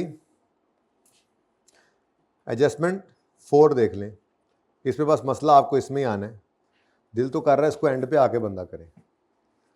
एडजस्टमेंट 4 सारी ही एंड पे कर लेते हैं, ठीक है। और जल्दी जल्दी ये 2 एडजस्टमेंट्स हैं, ये फड़का दें, बल्कि फड़की हुई हैं, ये ज़रा इजी नंबर जल्दी से गेन कर लेंगे ना, ठीक है। अच्छा, अब आपको आदत पड़ी हुई है जिस वर्किंग की, वो है ये वर्किंग 9, सोल्ड, अनसोल्ड, अनसोल्ड का प्रॉफिट, ठीक है जी। और ये है जनाब S2P जी। सोल्ड कितना है जी? 506। इसमें से अनसोल्ड कितना है जी? और इस पर प्रॉफिट कितना है? तो 138 डिवाइड बाई, कहता है कॉस्ट प्लस, तो 115 पे ये पड़ा है। आप इसमें से 15 निकाल के दिखाएं। 18, ठीक है जी। अगली बात, इसको 35% करें, ये S2P है बेटा, ठीक है। इसको 35% नहीं करें। अब मैं बैलेंस शीट का सवाल नहीं कर रहा, मैं इनकम स्टेटमेंट का सवाल कर रहा हूँ। कितना था? तो मैंने यहाँ पर क्या रूल लगाया हुआ था कि deduct from sales and cost of sales. और 18 का क्या रूल था? इंक्रीज या add in cost of sale. और साथ ही ये फैसला करें वर्किंग 5 को हिट करना है या नहीं करना। क्यों करना है? एस ने प्रॉफिट कमाया है तो हिट करें वर्किंग 5 को भी इस 18 वाली अमाउंट से। लेकिन वर्किंग 5 में सेल परचेज नहीं लेकर जाते थे, याद है? वर्किंग 5 में इंटरेस्ट इनकम एक्सपेंस नहीं, मैनेजमेंट फी, क्योंकि प्रॉफिट पे नेट में तो कोई असर नहीं ना होना अल्टीमेटली, ग्रुप के हिसाब से देखें तो, ठीक है जी। तो सबसे पहले -506 -506 प्लस 18, और उसके बाद साथ ही हिट करो, प्रॉफिट को कम करो, URP, S2P है, इस वजह से इजी हो रहा है, थोड़ा थोड़ा चीज़ें काबू में हैं। अब ये सारी वर्किंग करके पागलों की तरह टाइम ज़ाया नहीं करना। वर्किंग 9 वहाँ पे करूँगा मैं। कैसे करूँगा ये देखिए। तो वर्किंग 9 फिर आप पौने तक क्लास जाने देना, ये सवाल पहला सवाल है, इसमें आपको फिर देखते हैं ना अगली बात तो जी। इधर देखो जी, अब सवाल में गिवन है सोल्ड, ठीक है। वहीं से सोल्ड उठाकर आपने पहले लिखा ये 5, इसको कैलकुलेशन से निकाला, सवाल में गिवन है। S2P दिमाग में आपके चल रहा है, S2P बोलो, S2P है तो सोल्ड माइनस कर दिया सेल में से, कॉस्ट ऑफ सेल में से। फिर सवाल में गिवन है अनसोल्ड 138, उसका प्रॉफिट निकालना है, उसमें प्रॉफिट पड़ा है। तो आपको जी ये मार्कअप है या मार्जिन है? मार्कअप है तो 100 प्लस 15 हुआ होगा, तो ये 115 पे पड़ा है, मुझे इसका 15 चाहिए। Answer is 18। ये 18 कॉस्ट ऑफ सेल में जो यहाँ पे आया, तो आपने यहाँ पे उसके साथ लिख दिया कि जी ये हमें मिला है वर्किंग नंबर 9 से 18। आपने देखना है तो एग्जामिनर आप ही देख लें, इधर लिख दो, उधर लिख दो, कहीं भी लिख दो, किसी एक जगह लिख देना, ठीक है। तो वो वर्किंग अब गई, बस माजी का किस्सा बन गई। लेकिन मैं अभी कर रहा हूँ पर्चे का वर्जन, ये है, इनफ नहीं है, मोर देन इनफ है, बल्कि यही है required. Next is P2A working 10, P2A आ गया, कोई बात नहीं, आता है तो आता रहे। लिखो जी, वही तरतीब वही होगी, सोल्ड अनसोल्ड, अनसोल्ड का प्रॉफिट। तो सोल्ड 161, अनसोल्ड 69, अनसोल्ड पर प्रॉफिट तो 69 115 है, क्योंकि ऊपर ग्रुप की पॉलिसी है ना, इनटू 15 क्या आता है जी? 9। तो चलो बस 9 से एडजस्टमेंट, उलट ही बोलता है हर बार, उलट ही बोलता है हर बार। एस वाले को कहता है परसेंटेज लगा दो, छेड़ता है हमें जान के। अच्छा करता हूँ, 9 इंटू जी 3 कर लें, इजाज़त है, मैच करते हुए ध्यान कर लेना, फिर ये वर्किंग यही हुई पड़ी होगी, ठीक है। तो 3 वैसे देखो किस में सवाल किया उसने, देखो ज़रा, मिलियन में। और ये मिलियन की फिगर्स ही है ना। ज़रा देखो उसने क्या किया हुआ, 3 से एडजस्टमेंट किया या नहीं? 3 से है, चलो शुक्र है, फिर ठीक है। अच्छा जी, अब इसके बारे में हमारी ट्रीटमेंट क्या होती थी? बैलेंस शीट का सवाल तो नहीं कर रहे ना। इनकम स्टेटमेंट मैंने कहा था ए भी गया, यहाँ पर तो सिर्फ ये जाता है ना बेचारा, ये यहाँ पे ये सारे ही, बल्कि ये भी गया, और सिर्फ इसको पकड़ते थे और कहते थे हाँ भाई किसने प्रॉफिट कमाया, तो पी का प्रॉफिट कहाँ पड़ा है, तो फेस पे ही पड़ा है, तो वहीं पे कॉस्ट ऑफ सेल को बढ़ा के इसको कम कर लो। प्रॉफिट को कम करने का तरीका क्या, एक्सपेंस को बढ़ा लो, कॉस्ट ऑफ सेल। और अगर यही ए टू पी होता तो वर्किंग 5.1 ने हिट होना था, ठीक है, क्योंकि उसका प्रॉफिट वहीं पड़ा हुआ है। याद आ रहा है कुछ कुछ? ओके, मैं स्पीड नहीं बढ़ा रहा बेटा, लेकिन थोड़ा टाइम तो मुझे ज़्यादा देना पड़ेगा ना, इसलिए आपको। तो ऐड कर लें इन कॉस्ट ऑफ सेल। तो ये ऐसे नहीं करना, ये ऐसे नहीं करना, ठीक है। ये वर्किंग बेशक आपके दिलों में हो और दिमागों में चलेगी, पर आपके पर्चे पे नहीं होनी चाहिए। अच्छा, ये नहीं कि कोई फ़र्ज़ है, नहीं समझ आ रही तो कर लेना, वो ये फेल होने से तो बेहतर है कि 2 मिनट ज़्यादा लगा लो। लेकिन नहीं, अगर आपको लगता है कि अननेसेसरी वर्किंग नहीं करनी, अब बस सीख लिया, ज़माना गुजर गया सीखने का। अब ये P2A है, P2A है, तो आपस का कुछ नहीं होता इसमें कि सेल और कॉस्ट ऑफ सेल होगी, तो सेल को इग्नोर कर दिया। अनसोल्ड की फिगर गिवन है, वो तो पहले भी कोई उसकी टेंशन नहीं होती। उसका प्रॉफिट है, वो निकाल के उसका 35% करके ये फिगर हमने शो करनी है, ठीक है। तो बस ये काम यहां पे कर दें, तो वर्किंग नंबर 10 आ गई जनाब। कितना अनसोल्ड? 69 डिवाइडेड बाय 115 इंटू 15, लेकिन इसको 35% भी कर दो, ठीक है। तो जब ये किया आपने तो आंसर क्या आ गया? 3। अब ये 3 क्या है, ये 3 क्या है, अब दिमाग में चल रहा है, अब ये दिमाग में सब चल रहा है, और बहुत टेंशन लो तो यहाँ पे P2A लिख लो बस। लेकिन ये भी ना लिखो, सामने सवाल में जो लिखा हुआ, सवाल ऐसे सामने रखा होता है आपने पर्चे के अंदर, तो P2A है तो कहोगे किसने बेचा, P ने। किसने प्रॉफिट कमाया, तो P का प्रॉफिट फेस पे ही पड़ा है, तो यहाँ पे रिवर्स करना है, तो प्रॉफिट कम करने के लिए कॉस्ट ऑफ सेल को बढ़ा लो 3 से। एग्जामिनर भाई वर्किंग 10 को चाती मार लो, वहां पे पड़ा ये 3। भाई एंड वाले भाई नजर आ रहा है, ये 3 मैंने लिखा है छोटा हो गया, ठीक है।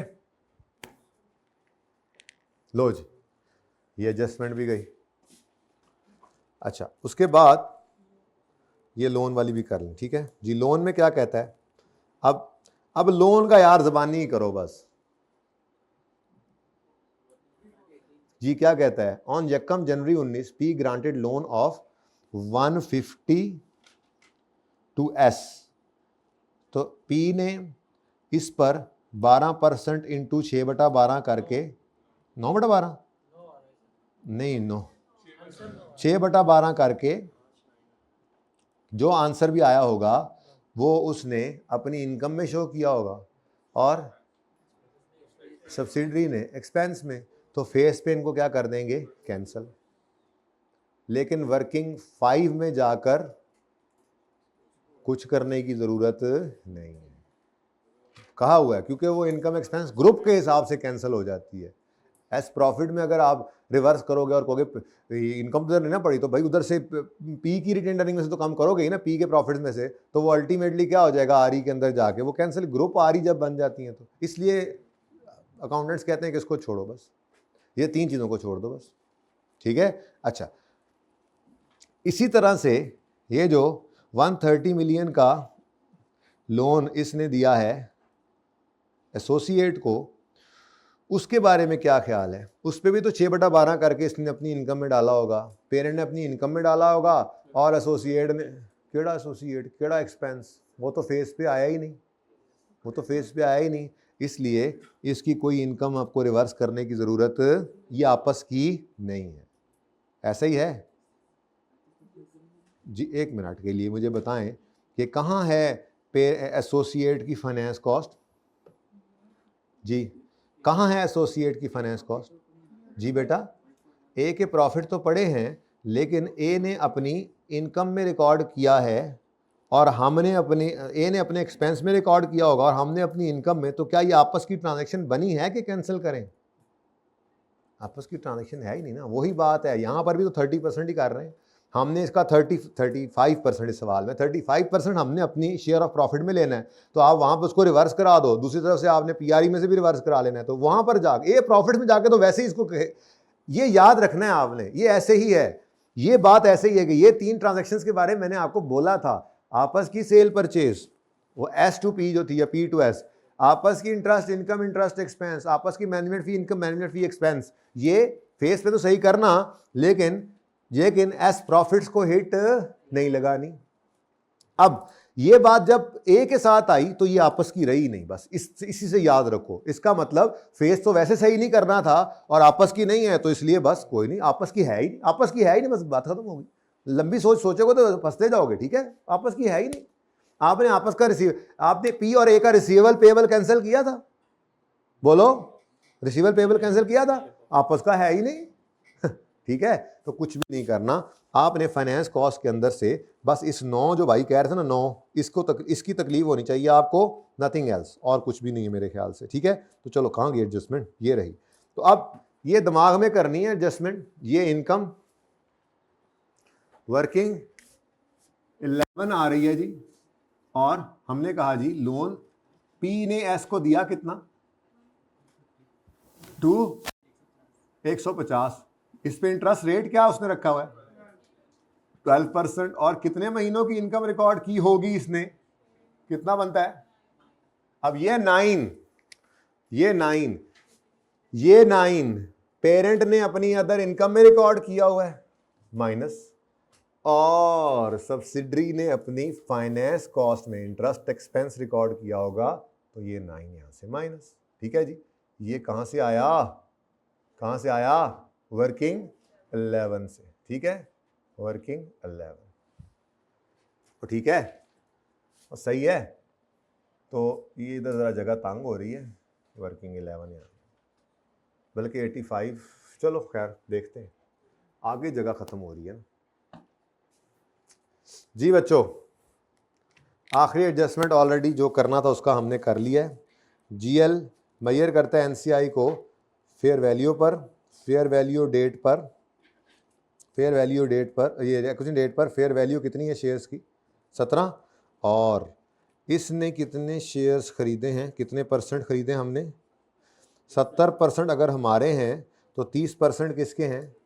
अब S के नंबर ऑफ शेयर्स हैं कितने टोटल, तो 6000 मिलियन रुपए का शेयर कैपिटल है, डिवाइडेड बाय 10 करोगे तो 600 मिलियन आएगा, वहीं पे ब्रैकेट में शो करना है, ठीक है। 600 मिलियन को फिर करोगे 30%, तो ये आ जाएंगे NCI के शेयर्स, उनको मल्टीप्लाई करोगे 17 से। नहीं समझ आई भाई मेरे, सोए हुए थे तुम। ये 6000 टोटल शेयर्स बनते हैं, 6 मिलियन को डिवाइड करें ना, अगर ये मैं वर्किंग यहाँ शो करता हूँ, डिवाइड बाय 10 करें तो 6000 शेयर्स हैं, सॉरी 600 मिलियन शेयर्स हैं, ठीक है। ये 600 मिलियन शेयर्स में 2 हिस्सेदार हैं, 70% पेरेंट है और 30% NCI, मुझे इस वक्त इससे गर्ज है, ठीक है। तो 600 मिलियन का 30% करेंगे तो क्या आएगा, 180 पर लगाएंगे, आंसर क्या आएगा, ये 3060 जो है ये आपका NCI की फेयर वैल्यू है। ये मैं वहाँ पे ब्रैकेट में शो करूँगा, वर्किंग सिर्फ इतनी सी जगह पर, NCI को रखना है फेयर वैल्यू पर। अब इधर देखिएगा जी, टोटल 6 मिलियन डिवाइडेड बाय 10, यहाँ से आ जाएंगे नंबर ऑफ शेयर्स, ठीक है, इनटू 30%, ये आ गए S के शेयर्स इनटू, लो जी ये वर्किंग हो गई 3060, ये इधर आपने डेबिट कर दिया और यहाँ पर NCI है ही कोई नहीं, ठीक है, दिमाग में क्रेडिट कर दिया, NCI में क्रेडिट हो गया, वो मैं गया उधर NCI थी नहीं, क्योंकि मुझे ज़रूरत नहीं थी, मैंने ओपन नहीं की हुई, ठीक है। चले नेक्स्ट, बस अब वही रह गया है जो नहीं आना चाहिए था, सामने आ रहा है। तो इसकी ना ट्रीटमेंट, मेरा मशवरा तो ये है कि इसकी ट्रीटमेंट बस चुप करके एंट्री लिख लेनी है आपने, और इसको निशान लगा रहने दें। मैं अभी नहीं, फिर सेकंड क्लास के अंदर देखता हूँ कि इसको समझा पाऊँ, ना समझ आई तो फिर बहरहाल कंटिजेंट लायबिलिटी, क्योंकि इसमें एक और मसला भी है। एक मसला तो ये है ना कि ये एक्विजिशन डेट के ऊपर हमने करना है, जो हम करेंगे वो तो आपको आसानी से समझ आ जाएगा, फिर एक मसला ये है कि एक्विजिशन के बाद सब्सिडरी भी वही काम कर लेती है जो हमने किया होता है, तो डबल काम सही नहीं है, तो एक को रिवर्स कराते हैं, तो अगेन बड़े तो ऊपर ही रहते हैं तो छोटे को रिवर्स कराना है। लेकिन इसकी लॉजिक नहीं समझाऊंगा इस क्लास में क्योंकि टाइम ऑलरेडी ऊपर चला गया, ठीक है। अच्छा, अब अगली क्लास में ये समझा दूंगा, कोई मसला नहीं, ठीक है। फिलहाल तो वो एडजस्टमेंट पे नहीं पहुंचे, फिलहाल तो पहली एडजस्टमेंट करो जी। एट एक्विजिशन डेट यानी कि ये आखिरी एडजस्टमेंट रहेगी, इसमें भी एक पॉइंट में मसला आना है और वो भी इसलिए आना है कि चीज़ें अभी पूरी पड़ी नहीं हुई, तो आप खुद देख लें आपका लेवल कैसा है, पास पेपर रख के देख लें, ठीक है। An internally develop software by SL which had a fair value of 150 million, the cost of 120 was expensed out. अब बेटा ये क्या है, ये तो बुक वैल्यू इसकी तो ज़ीरो है, क्या ख्याल है, तो मैं यहाँ पर कर देता हूँ वो एंट्री, वो वर्किंग जी, इनटेंजिबल एसेट डेबिट और रीवैल्यूएशन सरप्लस इन वर्किंग 1 क्रेडिट, ठीक है। लेकिन इधर देखो एक्सपेंस आउट हो गया ना, तो ये कुछ भी नहीं है, सॉरी ये 120 कोई नहीं है, अब उसकी बुक वैल्यू क्या है इसकी, क्योंकि ये कह रहा है एक्सपेंस आउट हो गया तो बुक वैल्यू इज 0 और फेयर वैल्यू कह रहा है वो 150 है, तो ये 150 पूरा 150 मिलियन का क्या आ गया हमें सरप्लस, ठीक है। तो ये एंट्री दिमाग में करनी है आपने, मैं तो फिलहाल कर रहा हूँ। अब ये साथ ही अगला काम भी करना पड़ता था, दूसरा काम क्या होता था, एसेट बढ़ रहा है तो एक्सपेंस भी बढ़ाएं, तो अमोर्टाइजेशन एक्सपेंस डेबिट और इनटेंजिबल एसेट क्रेडिट। अब ये 150 है, इसकी रिमेनिंग लाइफ सवाल में लंबे 5 ईयर्स है, और एक्विजिशन डेट क्या है, सब्सिडरी की एक्विजिशन डेट है इस साल का पहला दिन, तो बस एक ही साल, तो डिवाइडेड बाय 5, बस ये आंसर तो दे देगा, लेकिन मैं वैसे आपको याद रखवाने के लिए date of acquisition year end तक एक साल गुजरा है, कितना 30 जी। मैंने तो वैसे पूरी एडजस्टमेंट की, इंटेंजिबल भी नज़र नहीं आना चाहिए था, मैंने तो वैसे एंट्री की ना। अब मैंने आपको बाद में बताना होता था फिर कि जी हाँ पहले आपने क्या करना है, इनटेंजिबल डेबिट बैलेंस शीट में वो बना नहीं रहे, लेकिन वर्किंग 1 बन रही है, तो रीवैल्यूएशन, ठीक है, यहाँ पे शेयर कैपिटल आएगा, यहाँ पे प्री रिटेन्ड अर्निंग्स आएंगी, लेकिन यहाँ पर ही तो रीवैल्यूएशन सरप्लस भी आएगा, किसका जी, ये क्या चीज़ थी, है इनटेंजिबल है, बस ठीक है, कितना 150। अब ये वो बैलेंस शीट में इनटेंजिबल डेबिट और ये वर्किंग 1 में क्रेडिट। अगली चीज़ एंट्री ना देखो, एंट्री ना देखो, वो बस कर दी एंट्री ना, वही तो मैं कह रहा हूँ, कोशिश करो यहाँ पे करें, ठीक है। अगली चीज़ क्या है जी, इनटेंजिबल बढ़ा है तो अमोर्टाइजेशन भी बढ़ेगी। अब अमोर्टाइजेशन एक्सपेंस डेबिट करना है और इनटेंजिबल क्रेडिट करना है, जो कि हमारी किताबों में नहीं है, मतलब बैलेंस शीट नहीं बना रहे, तो वर्किंग 12 में सिर्फ इंटेंजिबल की अमोर्टाइजेशन चाहिए। अब इंटेंजिबल कितने से बढ़ाया है, 150 से, ठीक है। ये 150 आपको यहाँ पर दिखाना पड़ेगा कि ये आपने 150 माइनस 0 करके 150 निकाला है, ठीक है ना। वो वर्किंग शर्किंग तो और है कोई नहीं, बस यही वर्क, आप एंड पे ना बोर्ड वाली वर्किंग है, वो वैसे तस्वीर खींच लेना, बस बोर्ड पे जो है बस वो इनफ है सवाल के लिए, ठीक है। अच्छा, अब इन्वेस्ट अमोर्टाइजेशन डेबिट करके इंटेंजिबल क्रेडिट करना है, तो अमोर्टाइजेशन इस 150 की निकालनी है, 5 साल गिवन, 1 साल और, तो ये आ गया 30। अब इस 30 की एंट्री है एक्सपेंस डेबिट। अब एक्सपेंस कहाँ पे फेंके, वो मुझे बताओ, ये क्या चीज़ है, जो सॉफ्टवेयर है, कौन सा सॉफ्टवेयर है, नहीं बताया हुआ तो फिर नॉर्मल है, कोई जैसे मिसाल के तौर पे अकाउंट्स डिपार्टमेंट का सॉफ्टवेयर होगा या कोई आईटी मतलब एडमिन का खर्चा ऑपरेटिंग एक्सपेंस में डाल दो, कोई ऐसा मसला नहीं है। कोई क्लियरली लिखा होता कि ये फैक्ट्री के अंदर किसी प्लांट के ऊपर ये सॉफ्टवेयर लगाया, ये प्लांट या मशीनरी है, फिर हम कॉस्ट ऑफ सेल में डाल देते, वैले ही बड़ा रश लगाया होते, इसलिए ऑपरेटिंग एक्सपेंस में कर देते हैं, ठीक है। तो ये देखो एक्सपेंस अमोर्टाइजेशन एक्सपेंस डेबिट कितने से, 30 से, वर्किंग नंबर 12, और intangible credit, intangible balance sheet में पड़ा है, वो बना नहीं रहे, ठीक है। लेकिन साथ ही हम सोचते थे वर्किंग 5 हिट करें या ना करें, करनी है, क्योंकि ये एस के एसेट है, एस के एसेट है तो एसआरई टाइप एडजस्टमेंट है, तो हिट करें वर्किंग 5 को कितने से, 30 से, ठीक है। अब ये क्या है जी, ये है अमोर्टाइजेशन, ठीक है, किसकी, इंटेंजिबल, आपको समझाने के लिए लिखा है यहाँ, ठीक है। ये यहाँ पे नहीं ना लिखा मैंने, तो फौरन ही पुश हो गए, ठीक है। इसके साथ ही क्या लिखते होते थे, पीएनएल का सवाल करते हम कहते थे बस क्या करो, ये तो बैलेंस शीट का सवाल था ना, और इसमें हम करते थे एसआरई डेबिट करके, ये सवाल खत्म हो जाता था। उसके बाद हम आया करते थे अगले स्टेप में, चलो जी consolidated statement of comprehensive income के पॉइंट ऑफ व्यू से बताओ क्या करना है। हम कहते थे सिर्फ इस 30 को पकड़ें, जाके वो वाला टेबल देखें जो मैंने बनाया था, उसमें एडजस्टमेंट भी है। कहो तो अभी दिखा दूं, ये एडजस्टमेंट भी है। हम कहते थे इसको ऐड करो, ऐड 3 इन ऑपरेटिंग एक्सपेंसेस यानी एडमिन एक्सपेंसेस, ठीक है, और साथ ही लिखते थे हिट वर्किंग 5, क्योंकि ये एसआरई टाइप एडजस्टमेंट है। 30 नहीं, हाँ 30 है, वो मैं एग्जांपल समझा था जी, 30, ठीक है जी। तो ये काम हमने कर दिया, ठीक है। तो ये 2 चीज़ें थी consolidated statement of comprehensive income बनाते हुए। चलें आगे, ओके। अब ये आखिरी एडजस्टमेंट जो है बच्चों, माजरत के साथ मैं बगैर समझाए इसको कर रहा हूँ, आप मेरी बात मान लें और इसको कर लें, ठीक है। इसकी 2 एंट्रीज होंगी। पहली एंट्री हमने जो किया करना है वो आज तक हमने सीखा हुआ है वही करना है, ठीक है। एक्विजिशन के दिन एस के एसेट्स को रीवैल्यू करने वाला, ठीक है, और जो उसने दोबारा कर दिया उसको रिवर्स करना है। इसको समझाऊंगा अगर टाइम मिला तो अगली क्लास में, वरना कल के दिन, ठीक है। लेकिन एंट्री करके सवाल तो पूरा करे ना एक। और ये ऐसे ही है, एक एडजस्टमेंट आपको समझ नहीं आ रही, मिसाल के तौर पे ऐसे है, आपने अजम्पशन की कोई फिगर ऐसी अज्यूम फिगर डाल दी, तो आपको कितने नंबर का सवाल है, 20 का, आपके 1 या 2 नंबर इसके कट जाएंगे बस, ठीक है, ओके। चलें जी, कंटिंजेंट लायबिलिटी के बारे में तफसील आपको बताऊंगा। फिलहाल सादा बात, टॉपिक भी पढ़ना है हमने।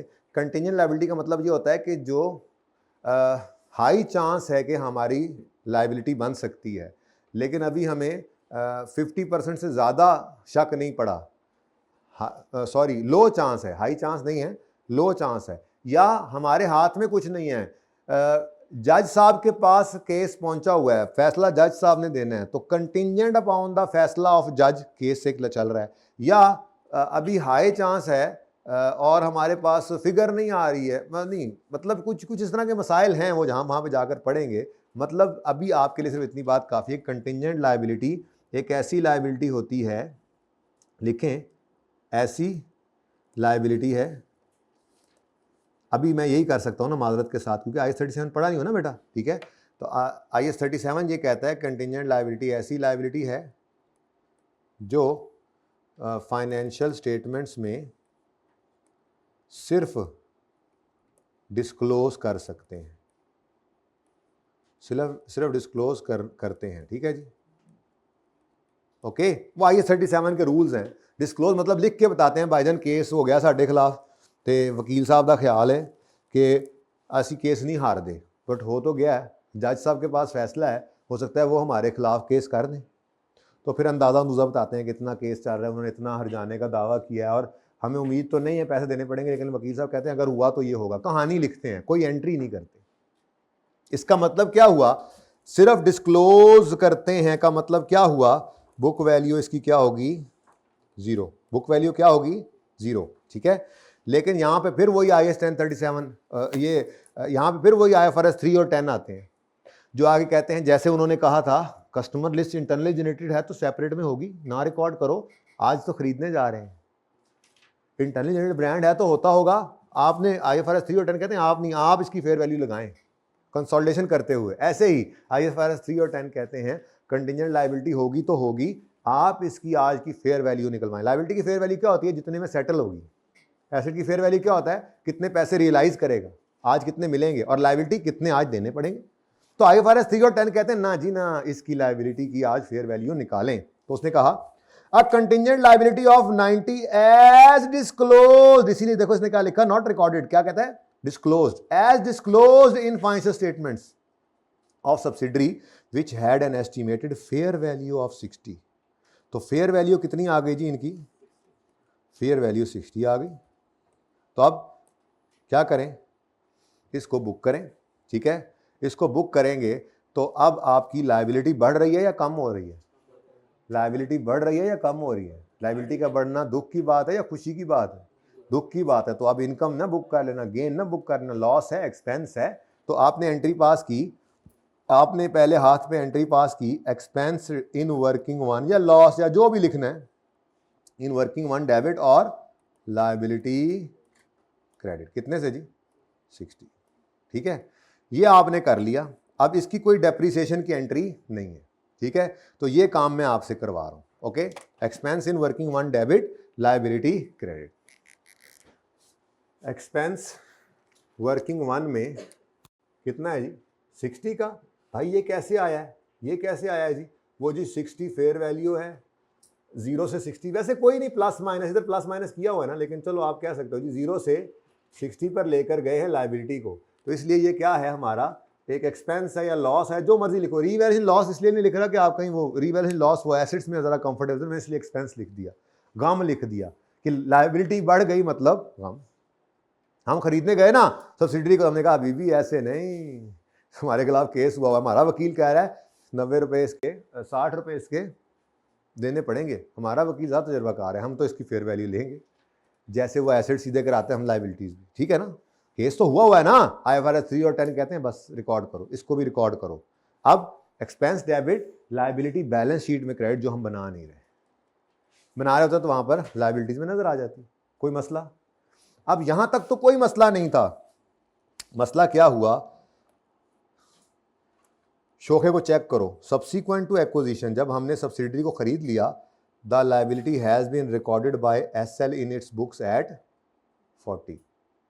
अब मसला पता है क्या है, हमने अगर बैलेंस शीट हम बना रहे होते, अगर हम बैलेंस शीट बना रहे होते तो हमने लायबिलिटीज़ में, जैसे करंट लायबिलिटीज़ में कहता हूँ होती हैं, करंट लायबिलिटीज़ में हमने लिखा होता P+S। ये कौन सी डेट की होती हैं? ये 30 जून 2000, साल कौन सा है? 19, 30 जून 19 की बैलेंस शीट्स को हम ऐड करते हैं ना। 30 जून 19 की बैलेंस शीट के अंदर P+S कर लिया हमने, ठीक है। अच्छा, अब सेपरेट फाइनेंशियल स्टेटमेंट से ये उठा लिए और हमने अभी अभी एंट्री पास की, ये एक्सपेंस डेबिट लायबिलिटी क्रेडिट। ये बात समझ आ रही है? अब ये तो हमने अपनी तरतीब को नहीं छेड़ा, हमने अपना काम कर लिया, लेकिन एक्विजिशन से 2-3 दिन बाद सब्सिडरी ने भी एक्सपेंस डेबिट लायबिलिटी क्रेडिट कर दी। इसका मतलब वो जो सवाल में सब्सिडरी की लायबिलिटीज हमने उठा के यहां ऐड की हैं, ये उनमें उसने भी 40 ऐड किया हुआ है। अब हम क्या करें? हमने ये चवल नहीं मारने की कोशिश करनी, चलो नेट कर लेते हैं, नहीं भाई नहीं। इस तरह की 3 एडजस्टमेंट्स पूरे पास पेपर में हैं, डिफरेंट चीज़ों की हैं। जैसे ये एक, मतलब तरतीब यही है, टाइप ऑफ एडजस्टमेंट डिफरेंट है लेकिन ट्रीटमेंट सेम यही है। एक आगे आ रहा है इम्पेयरमेंट लॉस, हमने बुक किया तो एक्विजिशन के बाद सब्सिडरी ने भी बुक कर लिया, वो सबसे आसान है। ये दरमियानी है। एक सबसे मुश्किल है, हमने इन्वेंट्री को रीवैल्यू करके फेयर वैल्यू पर रखा, उसमें से कुछ इन्वेंट्री बिक गई, कुछ ऐसा मसला भी है, वो सबसे टेक्निकल है। जहां कहीं जिस पास पेपर में आएगी ना, ये 3 एडजस्टमेंट्स हैं टोटल इस टाइप की, जितने भी पास पेपर्स पढ़े हैं, जिनमें से एक ये है, ये दरमियानी है, इससे आसान है और इससे एक मुश्किल है, तो ये समझ लेते हैं दरमियानी वाली, ठीक है। आज सामने यही गई है, कोई बात नहीं। तो अब मामला क्या है, एस ने जब ईयर एंड पर बैलेंस, देखो ना, हमने एक्वायर किया 1 जुलाई 18 में इसको, तो 2, 3, 4 जुलाई को या 10 जुलाई को या पता नहीं अगस्त सितंबर में किसी वक्त में उसने भी 40 रुपए की लायबिलिटी बुक कर ली, एक्सपेंस डेबिट लायबिलिटी क्रेडिट। उसकी इस बैलेंस शीट तक आते आते लायबिलिटी बुक्ड है और उसने भी 40 रुपए का एक्सपेंस बुक कर लिया। लेकिन यही काम तो हम एक्विजिशन डेट पे कर चुके थे, तो अब क्या करें?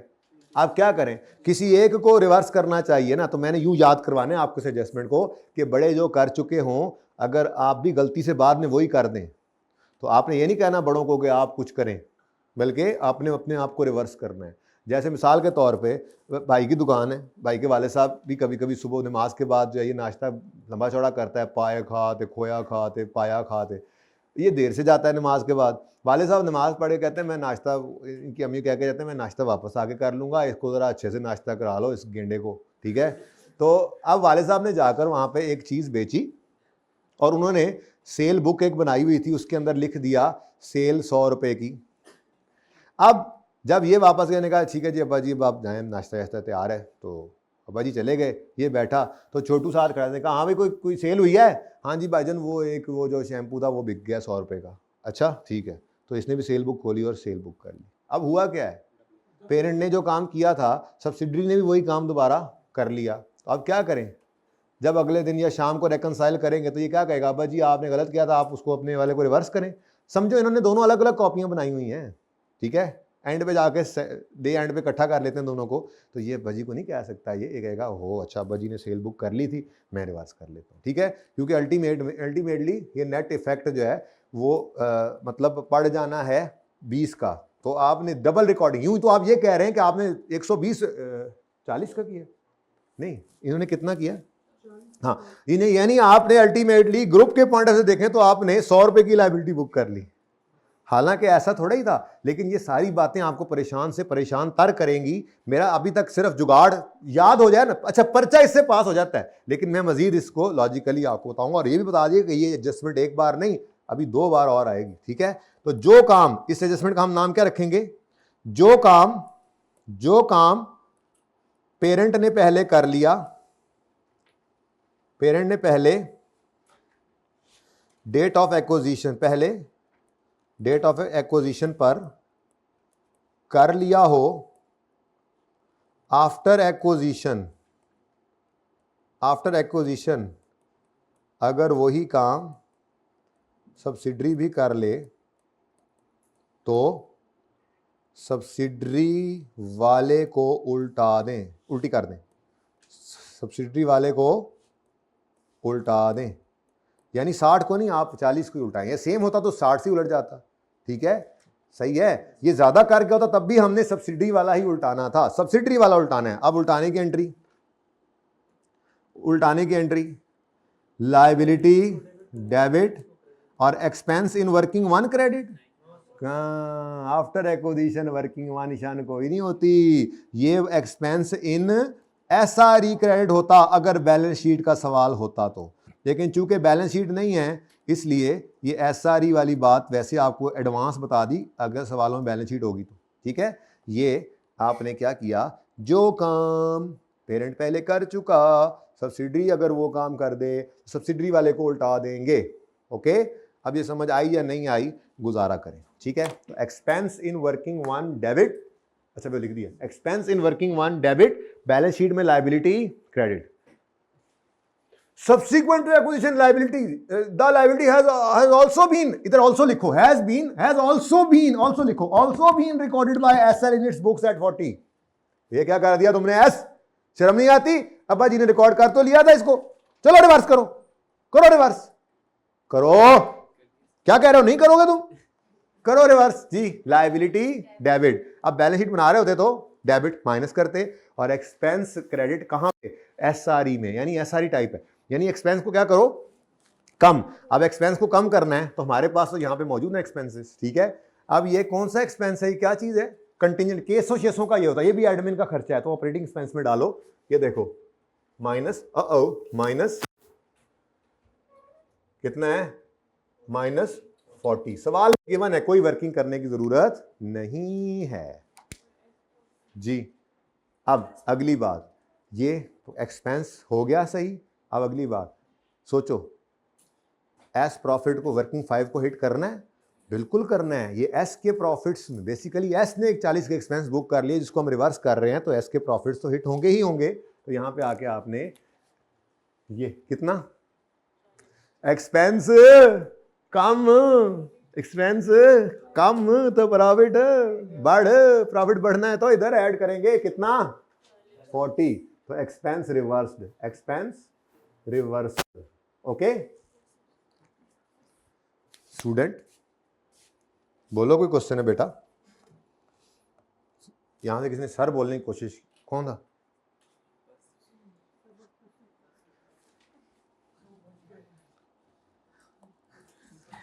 पहले वाला सवाल ना करते तो 2 ना बजते। अच्छा जी चलें, लेकिन वो भी जरूरी था ना, है मजा आता है उससे सवाल छोटे छोटे करने में, टाइम से आया करो ना ताकि मैं पहले ये सवाल शुरू करूं। अच्छा जी, अब चुप, खत्म हो गया, कुछ रह तो नहीं गया। अब चलें, एडजस्टमेंट 1 वो बैलेंस ही करना रह गया बस, ठीक है, बैलेंस कर देते हैं इसको। शेयर कैपिटल भी सवाल में गिवन है, शेयर कैपिटल सवाल में गिवन है, एस का शेयर कैपिटल ध्यान से देखो, उसने एसोसिएट पहले लिख दिया जालिम ने, कितने जुल्म की बात है, बंदा तेजी में गलत उठा ले। 6000 शेयर कैपिटल है और रिटेन्ड अर्निंग्स हैं प्री, ठीक है, शेयर कैपिटल 6000 और बेटा बातें ना करो ना इस वक्त। 6000 और रिटेन्ड अर्निंग्स 3000। डिब्बा फायदा तो कोई नहीं डिब्बे का, लेकिन चलो अब आदत है आपकी, बुरी आदत है तो चलो बुरी सही। जी पहले इसका टोटल आप बताएं मुझे। 87 और ये नेगेटिव गुडविल आ रही है कितना 430। ये सीआरई टाइप एडजस्टमेंट है अगर बैलेंस शीट कर रहे हो, और अदर इनकम है, क्या गलत है 90। तो ये किसी ने सर से उतारा था फिर उस वक्त मैंने कहा 9090। जी बच्चों 438 भी अदर इनकम में आएगा प्लस 438 वर्किंग नंबर 1 से। वर्किंग 5 को हिट करा दें। सीआरई टाइप एडजस्टमेंट है, कभी भी वर्किंग 5 को हीट नहीं करेगी, कभी भी हीट नहीं करेगी। चले सवाल अब तो खत्म ही हो गया जी। चल कौन सा 35 कौन सा, वो ये पड़ा है भाई, वो वर्किंग 1 डेट ऑफ एक्विजिशन के दिन है, एक्विजिशन के दिन है, एक्विजिशन के दिन खड़े होकर वो सरप्लस रिकॉर्ड किया था, बाद में वो करता नहीं है ना, ठीक है, लेकिन हमने ज़बरदस्ती करवा लिया हुआ उससे भी, ठीक है। अच्छा तो बैलेंस शीट के अंदर बिल्कुल आएगा वो, पर बैलेंस शीट हम बना नहीं रहे और पीएनएल में आ रहा है। ओके ले जी, adjustment 1 is over, 1.1 is over. अब इधर देखो अपने स्टेप्स, अभी पता है 5-7 मिनट और लगने हैं, इसलिए ध्यान से बैठो जी। एडजस्टमेंट ऑफ क्वेश्चन हो गई जी, स्टेप 3 हो गया। स्टेप 4 इन वर्किंग 5.1 और 5.3 एसोसिएट वालियों को पहले करो कंप्लीट। कल हमने इकट्ठा तरतीब से किया था, फिर मैंने कहा था पहले एसोसिएट नहीं होता, दोनों एसोसिएट को पहले कर लिया करो, ठीक है। तो एसोसिएट की ये वर्किंग है, देखो कुछ भी नहीं है 48 जी, और AOCI कैरी डाउन बैलेंसिंग 7, कोई एडजस्टमेंट ही नहीं आई इनकी यार, कमाल नहीं हो गया। चलो इधर देखो, आप इधर देखो, देखो, देखो, देखो। ये जनाब 5.1 से 48 पॉजिटिव आया है और 5.3 से ये 7 पॉजिटिव आया, ठीक है। अब स्टेप 4 हमारा हो गया, ये मैंने भाई ये निकाले मैंने, ठीक है। तो वर्किंग 5.1 और 5.3 एसोसिएट वाली ये आप कंप्लीट कर लें, और उसके बाद फिर आपको ये करनी पड़ेगी, लेकिन उसके लिए पहले मैं कहता होता हूँ प्रॉफिट तो निकालो। अब बस टोटल्स हैं, ज़रा सही सही करा देना। सेल्स का टोटल बताओ 4044, कॉस्ट ऑफ सेल का टोटल है 2215, जीपी रहने दो, चलो निकाल दो 1829, operating expenses 1340, other income 959, finance cost 826, ये प्लस होकर प्रॉफिट आ गया जी, ये माइनस जी 226। भाई बुक पे देखकर जो कर रहे हो सही से देखो ना, कैलकुलेशन करो, कैलकुलेशन है, नजर नहीं सही पड़ी ना हमारी से। अच्छा जी बेटा प्रॉफिट बता देंगे अब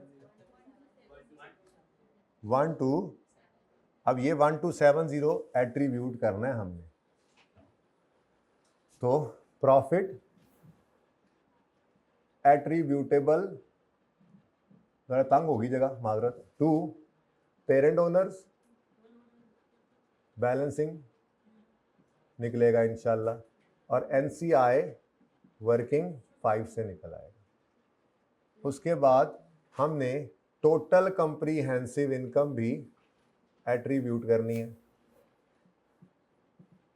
पेरेंट और ये बैलेंसिंग निकालेंगे। और NCI में यहाँ रोला ज़रा ज़्यादा था, यहाँ पे रोला ये था कि कुछ वर्किंग 5 वाली तो पहले वाली ही आएगी, प्लस एक और भी आ जाती होती थी, ठीक है। तो ये देखते हैं, ठीक है सही है। अब इसको भी एट्रीब्यूट करना है, तो इसका मतलब पहले इनको टोटल कर लेते हैं, इसका भी टोटल करो, ये देखो 60 + 35, हाँ ये 95 हो गया। ये डिब्बा OCI का अलग कर लो, ये OCI का डिब्बा है, ये केक का डिब्बा नहीं है, ये OCI का डिब्बा है जी। ये पहला सवाल था ना बच्चों, थोड़ा टाइम ज़्यादा लगा है माजरत के साथ, क्योंकि आपको इस अप्रोच पे डालना था। पास पेपर का पहला सवाल था ना, थोड़ी कम वर्किंग्स वाला, तो ये बहुत ज़रूरी है, पर्चा पास करने के लिए ज़रूरी है। एडजस्टमेंट सिर्फ आ जाना जी। 102 और total comprehensive income this plus this 137। लो जी, अब एट्रीब्यूशन के लिए आपने क्या करना है, ये देखो 1270 को एट्रीब्यूट करना है और 1372 को एट्रीब्यूट करना है। तो अब इस काम के लिए हमें कंप्लीट करनी पड़ेगी 5 और 5.1 सब्सिडरी वाली। वहां से एनसीआई निकलेगा, किताबें नीचे रखो, वहां से एनसीआई निकलेगा और बैलेंसिंग पेरेंट, ठीक है। तो कैरी डाउन बताओ, नहीं कैरी डाउन नहीं, इसमें और बात होती है। इसमें हम करते थे सॉरी सीआरई को पुर कराना था और एनसीआई कितना बनता है 492 का कितना आता है 148। ऐसे ही एसओसीआई में सीआरई लिखता हूं मैं, सीआरई लिखना नहीं चाहिए लेकिन चलो जी। 35 × 30% आंसर इज 11 तो 10 अच्छा चलें ठीक है 11 चलें। अब ये भी गया। अब इधर देखो 48 इधर लिख लिया आपने, और पेरेंट क्या आता है जी बैलेंसिंग जी 1122। सुभान अल्लाह। चलो अब टीसीआई को एट्रीब्यूट करो जरा।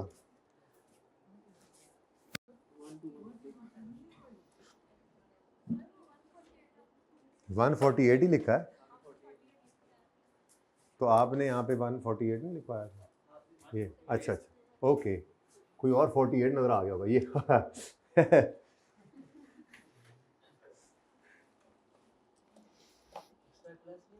जी बेटा होगा, मैं बताता हूँ कब होगा और क्या होगा। मैंने आपसे पूछना नहीं, बताना है। अच्छा बंदा बन जा। अच्छा जी, अब यह क्या है टीसीआई। टीसीआई में होता है पैट और ओसीआई, पैट और ओसीआई। एनसीआई का पैट में कितना हिस्सा है 148, ये हमें वर्किंग 5 से मिल चुका था। और एनसीआई का ओसीआई में कितना हिस्सा है, ये हमें 5.2 से मिला 11। और इस तरह से हम आखिरकार वर्किंग 5, आखिरकार हम अपना पहला पास पेपर का सवाल कंप्लीट करने में कामयाब हो गए। 5.2 है जी, और बैलेंसिंग 12-13 बस। कैसा रहा सवाल? अच्छा सवाल ने परेशान किया एक एडजस्टमेंट के अलावा, वो चूंकि पढ़ी नहीं है ना चीज, इसलिए पता नहीं। ले आओ इधर भाई। ठीक है जी, अब आपका ऑनलाइन वालों क्या होमवर्क दूं? अगला सवाल वैसे तो होमवर्क बनता है, मतलब कि जो मैंने करवाना है अगली क्लास में, वो है क्वेश्चन नंबर, इसमें बैलेंस शीट भी कह रहे हैं ना, ये कल शुरू करेंगे। सिर्फ पीएनएल, हाँ ये सेम टू सेम है, सेम टू सेम हो गया। ठीक है, तो ये मैंने अब अगली क्लास में करवाना है। तो भाई ऑनलाइन वालों ये लेक्चर बंद करके और जो सोल्यूशन नोट किया उसको कहीं छुपा के ज़रा नए जोश और जज्बे के साथ क्वेश्चन 1 दोबारा करें।